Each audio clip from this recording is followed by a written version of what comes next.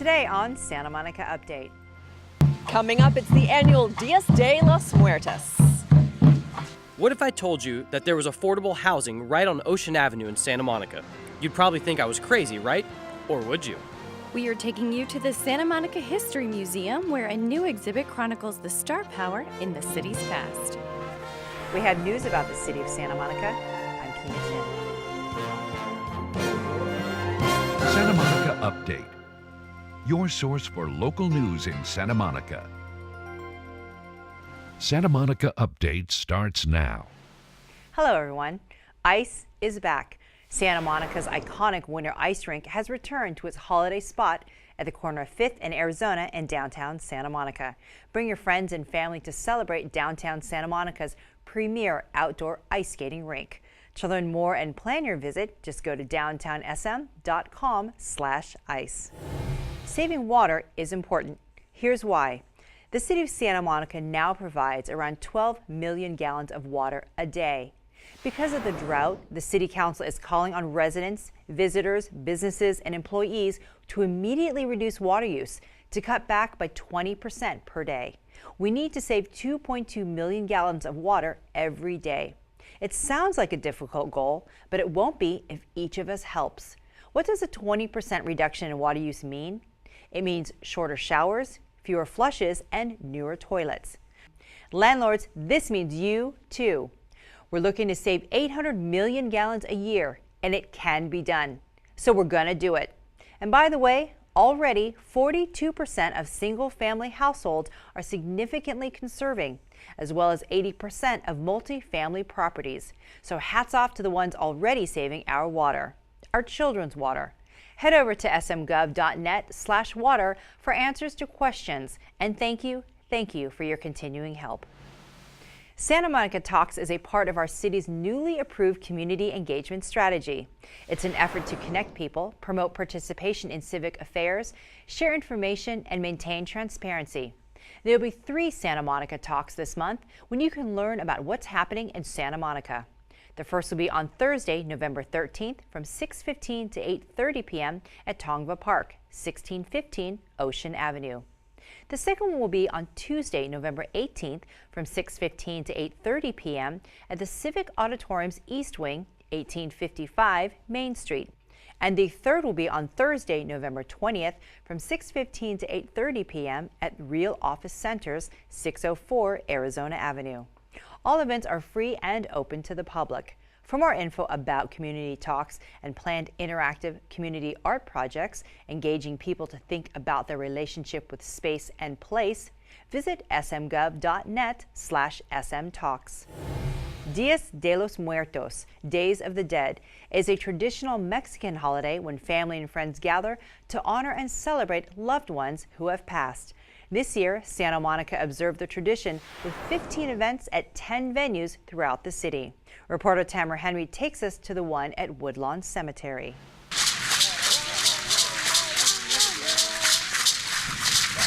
We are having our 3rd annual Dia de los Muertos, Day of the Dead celebration. It's traditional, cultural tradition. A traditional Mexican celebration it is. We had fun creating coronitas with a crown of fresh marigolds and perforated paper to honor loved ones who have passed. We toured the grave sites and explored the history of Santa Monica's ancestors, learning the philosophy and history of the day. We also enjoyed fresh tamales and live traditional music and dancing. It is an offering. It's a kinetic prayer. That's what Dia de Muertos is. It has nothing to do with Halloween. Dias de los Muertos is both a cultural and religious holiday, deeply rooted in ancient Aztec traditions. The Aztecs believed that the soul never dies and instead viewed death as a continuation of the cycle of life. My great-grandfather's buried here, so I'm taking this over. I made this, and I've got my electric bike, which is how I got here. And I've got my Dia de los Muertos, scary, yeah, and this side too. I just love it here today, because there's music, I bought tamales, look. After the Spanish conquest, these ancient customs persevered, blending together with religious Catholic beliefs. Now these celebrations continue all over the world. Dias de los Muertos. It's all about the energy and honoring our ancestors who have passed. Reporting for Santa Monica Update, I'm Tamara Henry. The event was produced by the City of Santa Monica Community and Cultural Services, Woodlawn Cemetery, and artist Paulina Sahagun. For more info about Woodlawn Cemetery, please visit smgov.net/Woodlawn. Located on one of the most beautiful streets in the country, residents of the BELMAR get to call Ocean Avenue and Santa Monica Beach their front yard. Recently, this affordable living apartment building opened its doors, and our Greg Goldner got a first-hand look at this incredible new development. For over a decade, the area around the Civic Center backing up to Ocean Avenue was the focal point of discussion among residents and city officials. And then the RAND Corporation stepped up to the plate. The community had been discussing for a while what to do with this area called the Civic Center. The RAND Corporation, which is an office building behind us, owned most of the property, but they were also embarking on a way to rebuild their office quarters, and they only needed a fraction of the land available. So it became a great opportunity for the city and the community to figure out what they wanted to do with it if the city could get a hold of the land. And the beautiful thing about the BELMAR development and its surrounding area, it was truly a community vision. BELMAR was a community-driven development. Once the city was able to purchase it from RAND, the leftover parcel, there was a series of community groups that provided input on the design of the development and what should go there and what's not. And one of the great outcomes of this was a community said, rather than laying out the housing across the whole site, why not put it in one area and leave an opportunity for a large open space place like a park. BELMAR Apartments is really a wonderful part of this development. It's 160 units of affordable housing, and it is housing that it is affordable to a range of low-income families and is targeted to families that either live or work in Santa Monica. And it is a great location, not only on the fact that it's on Ocean Avenue right near the beach, but also for the families. It's close to schools, it's close to public transit, we have the new train coming. It's just an ideal location all around. For the Avila-Hengasthorn family, whose roots are deep in Santa Monica, they never imagined they'd ever live on Ocean Avenue. But now they do, and they couldn't be happier. Very fortunate to be here. We actually lived on 19th and Pico about 6 months ago before we moved here. Mm-hmm. And a new owner bought the building, so we had to move, which was something we were not expecting, but we were fortunate to hear about BELMAR. So about the end of April, we moved in. And we've been very happy since. The beach is right next to us, so you don't and we don't have to really drive. It's right there, and the pier is next to us, and all the things surrounding the beach. And most important, they feel safe here. It's a really beautiful location, very safe neighborhood. The police station is just on the other block down that way, and City Hall is over there as well. So we feel very safe here. Yes. Although the BELMAR apartments are brand new, it's safe to say they're making quite the impact. For Santa Monica Update, I'm Greg Goldner. From live and work studios and lofts all the way to 3-bedroom apartments, BELMAR has something for everyone. Parking, fitness center, computer lab, outdoor lounge, what more could you ask for?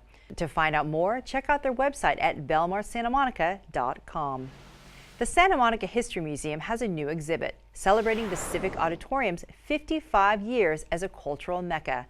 Stars of the entertainment business came to Santa Monica to perform and be awarded, and now the History Museum has the artifacts to trace the Civic Auditorium's legendary past.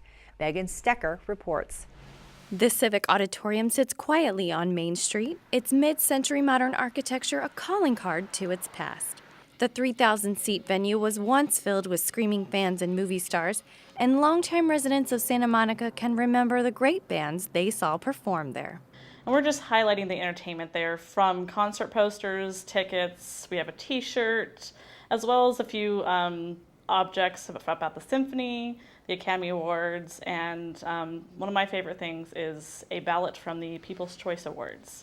Included in its impressive list of past events is the Academy Awards, which were a little different back in those days. One of my favorite stories is, what year was it? Frank Sinatra was the host in like 62, I think it was. And at that point, stars drove themselves. You know, they didn't have the limos coming in or chauffeurs. And he was actually having troubles parking, so he almost was too late to host the show. While most would associate the Civic Auditorium with musical performances, one very famous worldwide figure graced the stage, His Holiness, the Dalai Lama. Yeah, the Dalai Lama was actually in residence at the Civic for 17 days, and we just happened to have some tickets and programs from it. The Cultural Mecca exhibit is open now through January 24th, so head to the museum for a fun trip to the past. I'm really more interested in people's memories and kind of, rekindling their memories. We have a memory board out front for people to pin their own memories on, because the Civic evokes strong memories with anyone who saw a show there or performed there, if they were with the symphony. I just kind of want to highlight people's memories and bring them to the fore. The Academy Awards, famous bands, the Dalai Lama. For over 50 years, the Civic Auditorium was a cultural mecca indeed. And while its future is undecided, its rich past is something to celebrate. For Santa Monica Update, I'm Megan Stecher. For more information on the Cultural Mecca exhibit, visit santamonicahistory.org. Click on Exhibits at the top and choose Cultural Mecca. Santa Monica has been given an incredible honor. It has been ranked as the smartest suburb in America. How did they do it? They collected data for 109 different suburbs, then ranked them for colleges and universities, public libraries, museums, percentage of students with bachelor's degrees or higher, high school graduation rates, and their greatschools.org rating based on test scores. They averaged the rankings into one big deal score, where the lowest was the best and brightest suburb. That turned out to be Santa Monica. According to the Mavoto analysis, our city has the 6th most museums per person. We also ranked 10th overall for the percentage of residents with BA degrees or higher, and 11th for the number of nearby colleges and universities. To see for yourself, just go to mavoto.com and search Best Places to Live. Well, that's it for this edition of Santa Monica Update. I'm Keena Chin, speaking for all of us at City TV. Thanks for watching. See you next time.